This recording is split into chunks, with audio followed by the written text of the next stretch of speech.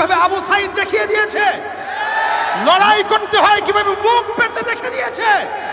এভাবে রক্তের উপরেই প্রত্যেকটা সময় স্বাধীনতা এসেছে।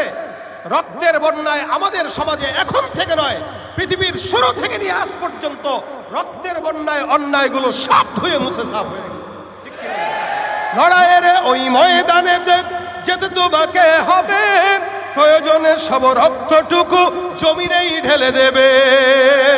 লড়াইয়ের ওই ময়দানেতে যেতে তোমাকে হবে, প্রয়োজনে সব রক্তটুকু জমিনেই ঢেলে দেবে। তবুও তোমায় লড়তেই হবে, মানবে না পরাজয়। তবুও তোমায় লড়তেই হবে, মানবে না পরাজয়। বিপ্লব মানে জীবন দেয়া বসে থাকা নয়, সে কোনো দিন আসবে না রে করো যদি ভয়।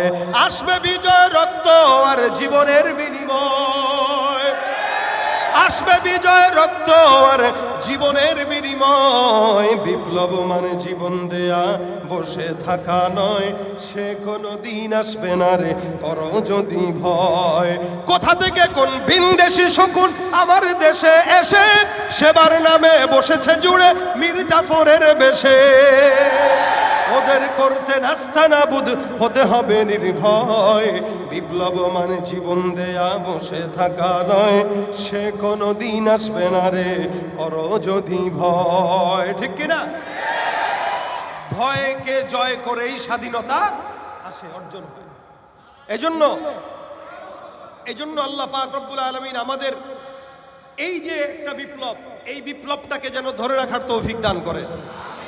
অনেক জুলুম এই বাংলার মানুষ সহ্য করেছে, আর যেন কোনো জুলুম না হয়। আল্লাহ পাক যেন আমাদেরকে জুলুম মুক্ত সুন্দর শান্তিপূর্ণ একটি দেশ উপহার দান করে।